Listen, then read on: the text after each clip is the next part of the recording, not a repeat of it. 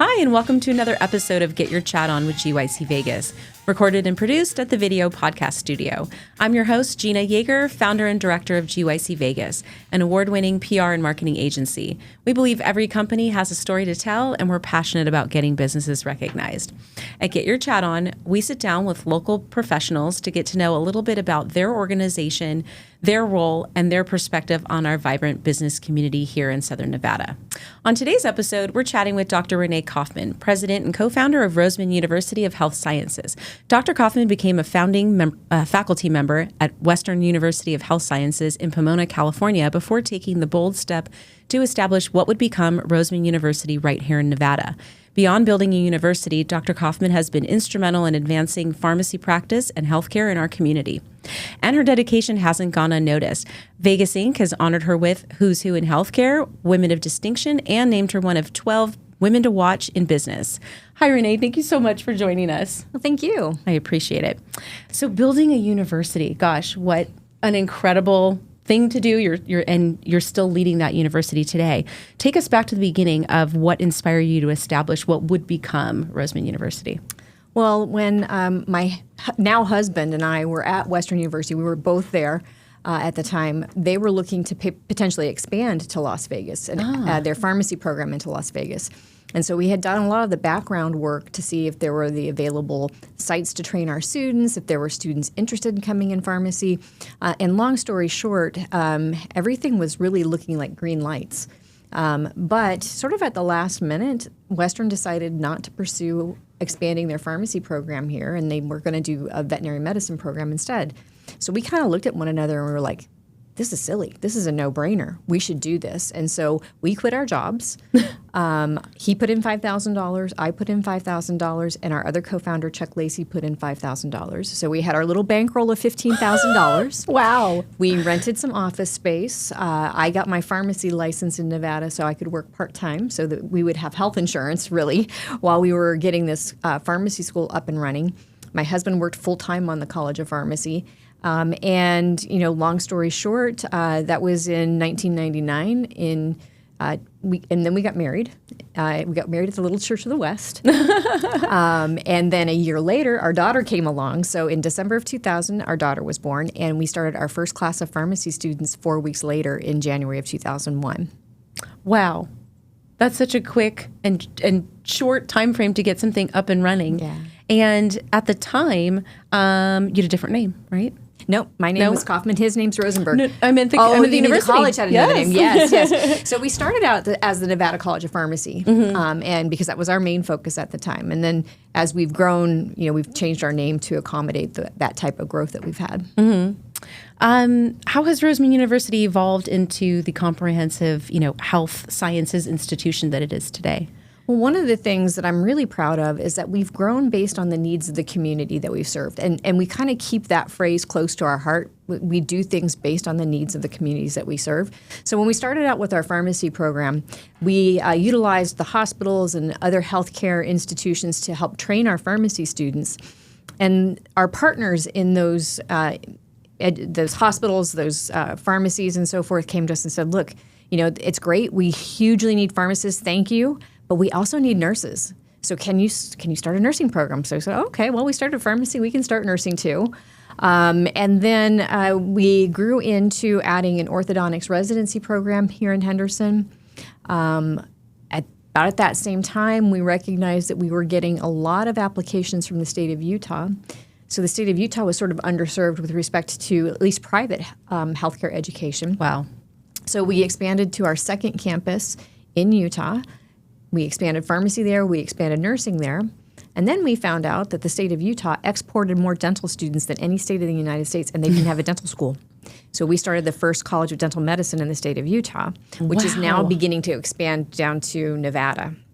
So we, one of the things I'm really proud of is that we are a Nevada-based higher education institution. We're the only private post-secondary institution in the state that's actually based in Nevada. So everything else that you see in higher ed outside of the NSHE schools, the public education system, everything you see outside of that is based somewhere else except us.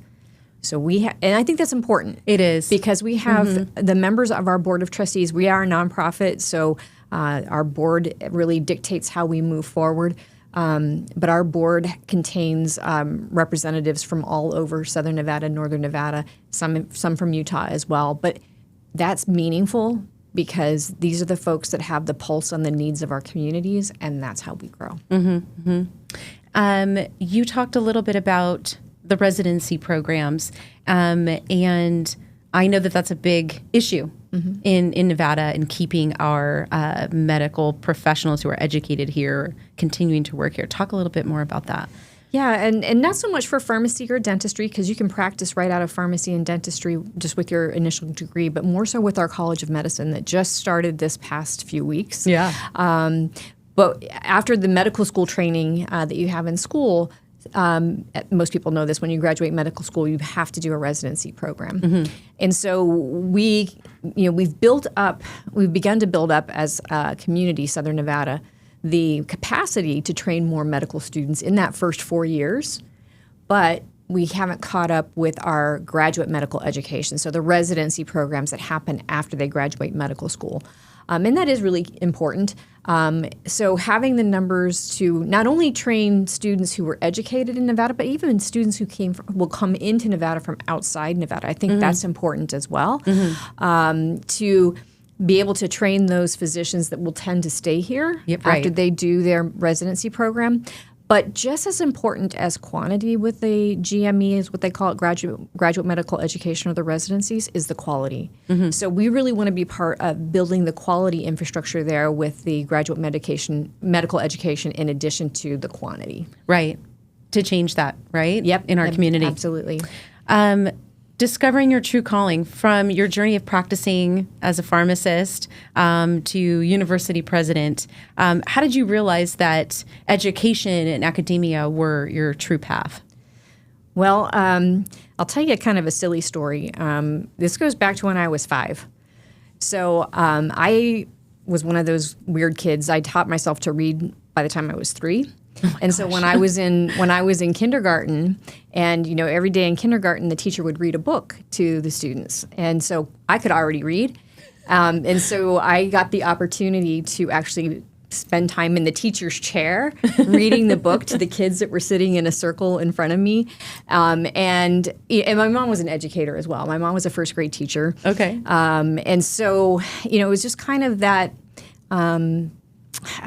Knack and the ability to help students or help other people understand concepts better and be able to apply concepts better. So, all throughout my K through 12 experience, sort of like the go-to person if somebody didn't understand what the teacher was talking about in class, or helping people to study and helping people to pass tests.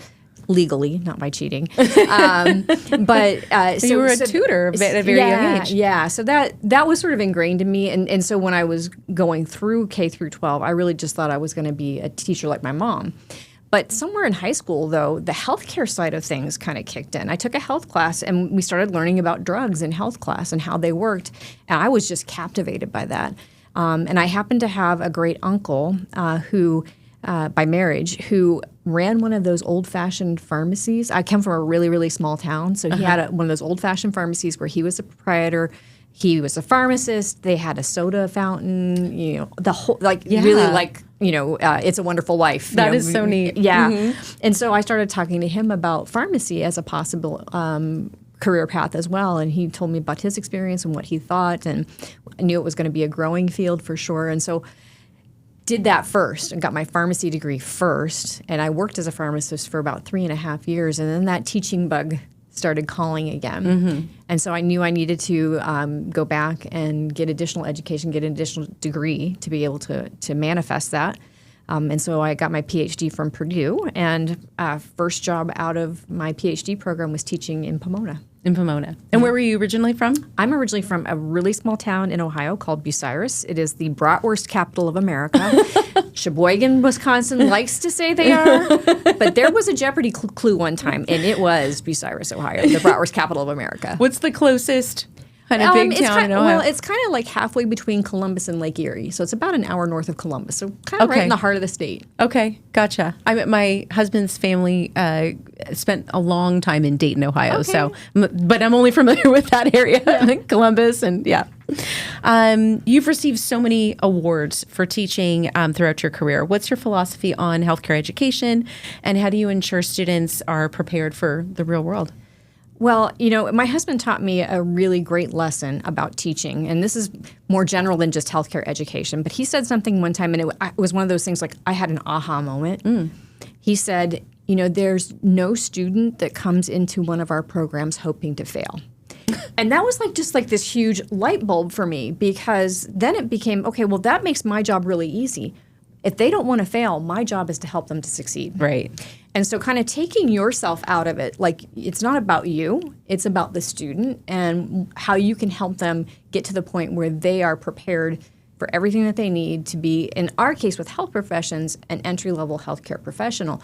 Now, I think there is sort of a higher degree of thought from, or I guess I would say responsibility in healthcare education, because I always thought about, as I'm teaching the students, these are students that are going to someday hold somebody's life in their hand one way or another. Right. And so, this isn't something and this is I'm not disparaging English as a major, because I love English as well. But if you drop a comma in a sentence, you're not going to kill somebody. If you drop a decimal point when you're calculating a dose, for example, you can kill somebody.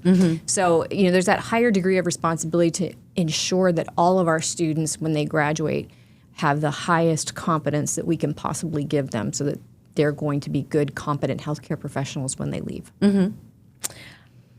Let's talk about your driving purpose. What is the mission or the heart, that lies at the heart of Roseman University, and how does that translate into your daily work?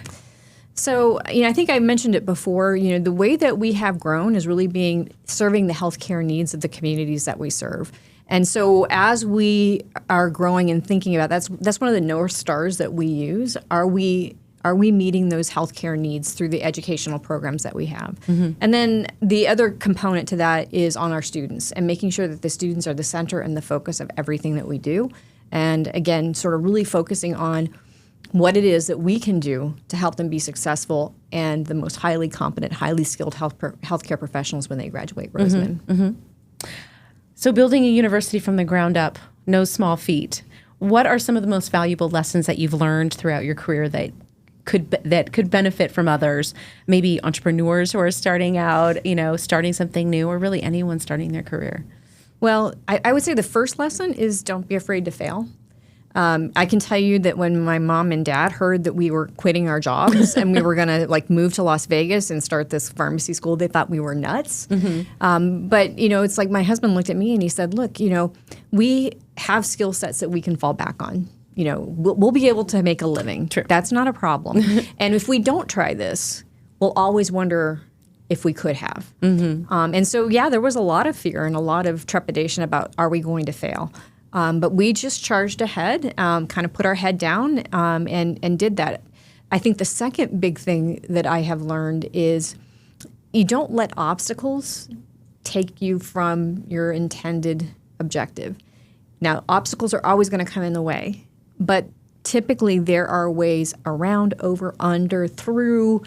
You've just got to work through those. And the plan may not go exactly as you thought it would be. And I'll use our College of Medicine as an example. We started working on our College of Medicine over 10 years ago. Oh, wow. With this idea that we would actually get this up and going about 4 years after that. And it for a lot of different reasons, it's taken us longer to do that, but we got there.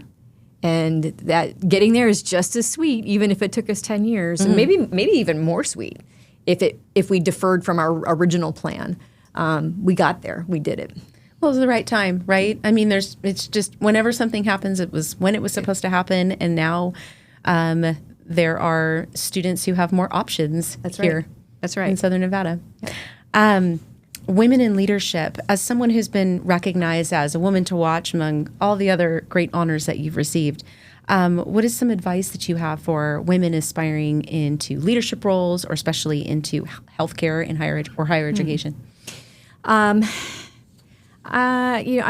think it is that persistence, and don't short sell yourself. I think sometimes we as women sometimes think that we maybe aren't as good as, or for whatever reason, a lot of things. But don't let that stop you or sell you short. You've got great ideas. I have met, and I've really been impressed as we've grown in the Las Vegas Valley of how many strong, smart women there are that are running things. You know, several folks that I've met through different organizations, whether that's LVGEA or the Henderson Chamber.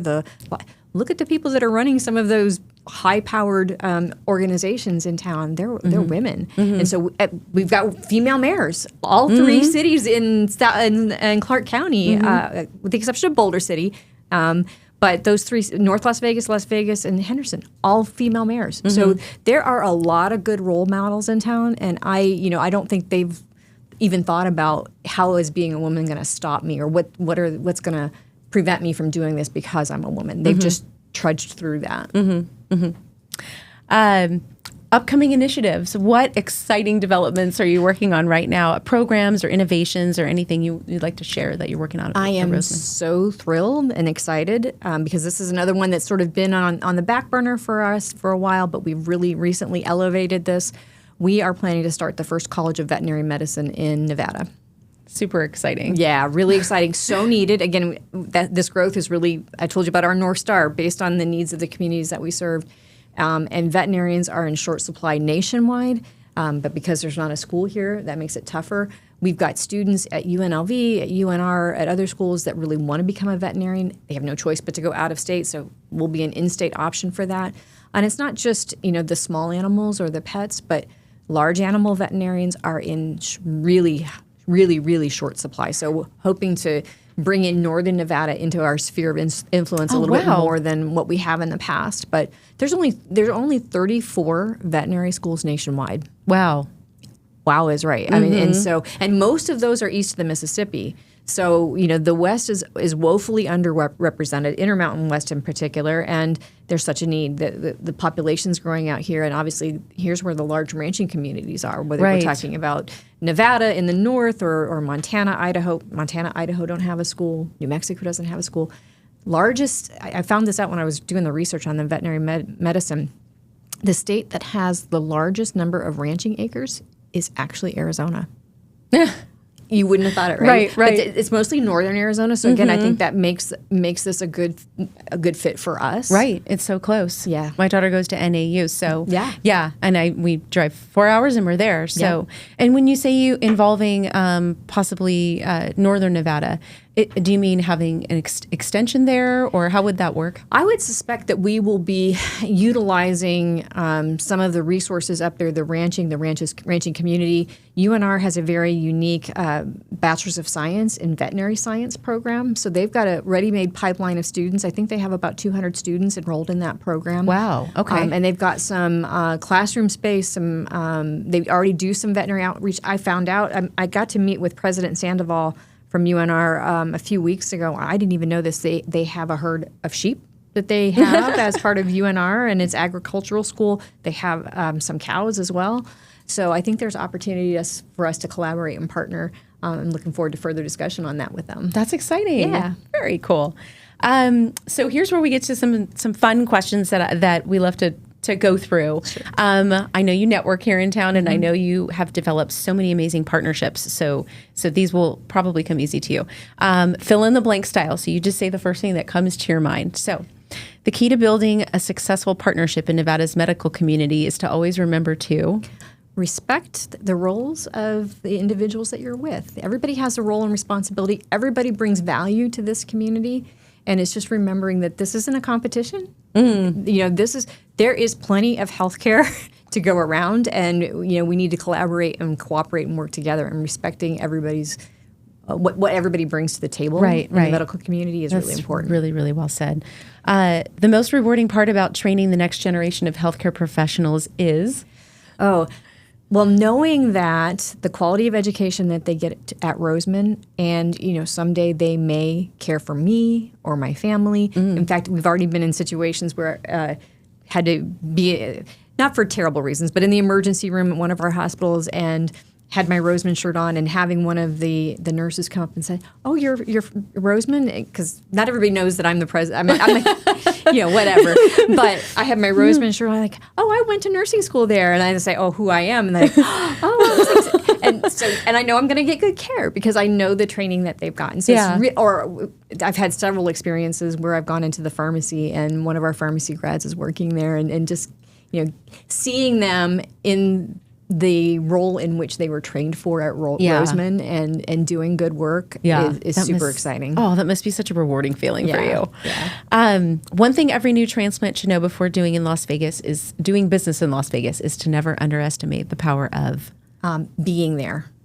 So, or showing up. There are a lot of opportunities in Southern Nevada to meet new people, new business people, network, whether that's through the chambers or through the LVGEA or some of these other organizations. Yeah. And so, it is I'll say a contact sport, not meaning that you're going to physically, hit somebody, right. But the importance of being there face to face to meet people and sort of press the flesh a little bit is key. Absolutely. If someone wants to make a real impact in healthcare education, they should start by starting a university. Yeah, there you go. It really is, I think, recognizing the needs of the area that you're in. Now, Southern Nevada is going to have different needs than, say, Boston. And so it's, if you want to make an impact, think about where you are and take the time to learn what that area needs so that you can be in a place to help fill those needs. And that's probably good for other businesses as well, not just healthcare. It's like, okay, what can I provide that's not currently being provided? Providing solutions. It's the best way to unwind after a long day of work is to indulge in some to recharge for the next day. It's spectator sports. I was so thrilled when I wasn't a hockey fan before, but huge Vegas Golden Knights fan. Yes. Absolutely. I'm a sports nut. I just love watching spectator sports and getting into that, and I like sort of taking myself into the game, and as opposed to like having to think of, okay, what am I going to do tomorrow? So we'll see you out at the games. Oh, then. For sure, for sure. Lastly, I like to ask these personal round of questions because we're not just what we do at work, but what are some of your hopes and dreams? And if you could be somewhere, the first one, if you could be somewhere right now, anywhere in the world, where would you go and why? New Zealand. Been there a couple of times. It has to be the most beautiful and the most diverse country that I have ever been to, between having fjords at the South Island that really could remind you of Norway, to the mountains, to snow, to the beaches in the north, the geothermal activities. They've got volcanoes. They've got it's better than Yosemite, I would say.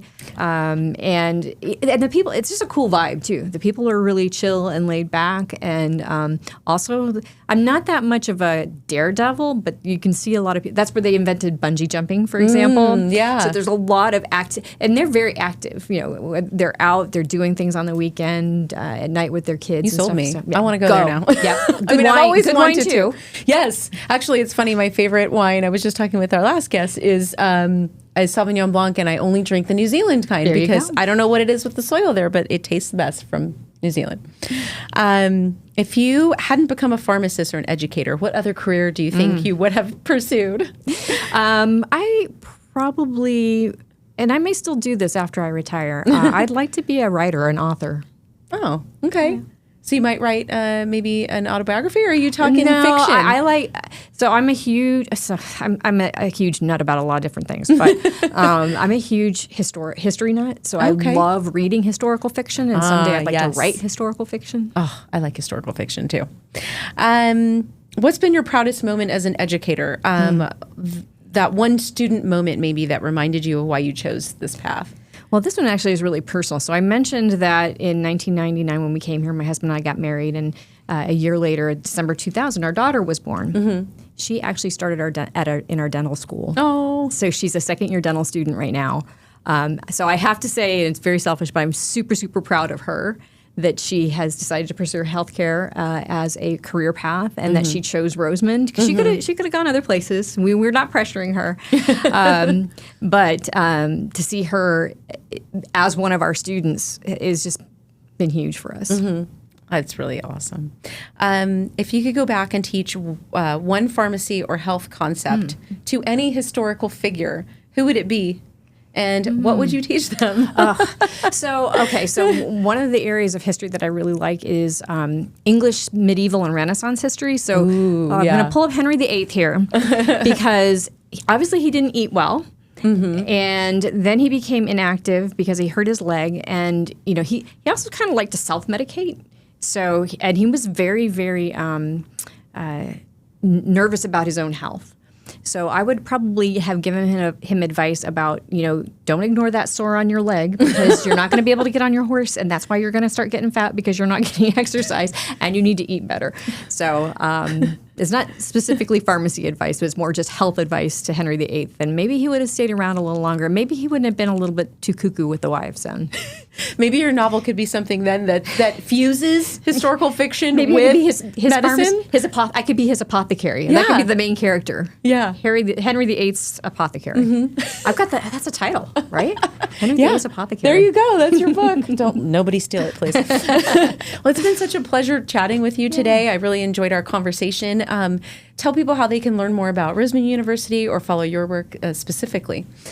So our website is roseman.edu, and we are on Twitter and all of the social media outlets. And so on those, you'll see not just about me, but certainly there's so many great things that our students are doing, that our faculty is doing, so many great programs that are part of the academic programs that we have. And so I encourage you just Google Roseman or go on Twitter. I guess it's not Twitter anymore, right? X. Yeah. Dating myself. Go on X and just search for Roseman and our stuff will pop up. And something going on every single day. Thank you so much for your time. I appreciate it. Thank you. Oh, that is upside down, Greg, for me. I was like, oh, she's going to have to tell me this. Now? Yeah, it's good now. And just bring it up a little bit.